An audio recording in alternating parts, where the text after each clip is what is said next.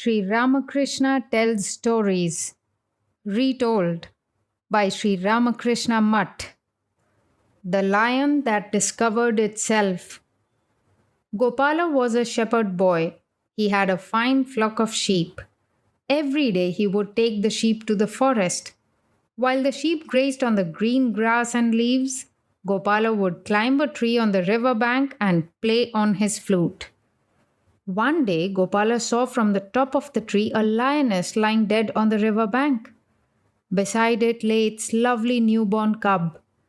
Gopala came down from the tree. He understood what had happened. The lioness had jumped across the river from the other bank. She had been big with child. The effort made her deliver the cub, but the effort also took away her life. So the cub was an orphan. It looked very pretty. Gopala took the cub home. He gave it sheep's milk. He kept the cub in the shed along with the sheep. He gave the cub grass and milk. So the cub grew up amidst the sheep. It went with the other sheep to the forest. It ate grass and drank sheep's milk. It bleated like a sheep.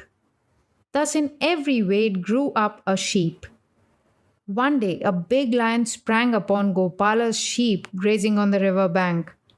Gopala had gone away a little distance on some other business. The terrified sheep ran off in all directions, bleating. The lion cub also followed the running sheep, bleating. The attacking lion was surprised. It could not understand why a lion cub was afraid of lions and was bleating like a sheep. It pounced upon the lion cub and held it between its paws. It told the cub, "What a fool you are! You are not a sheep. Look at me. You are a lion, just like me. Why do you bleat and eat grass?" But the lion cub did not believe the lion's words. It was sure it was only a sheep. So it continued to bleat. The lion, however, would not let it go. It took the cub by its neck to the river bank. The lion said, "Look at your image in the water.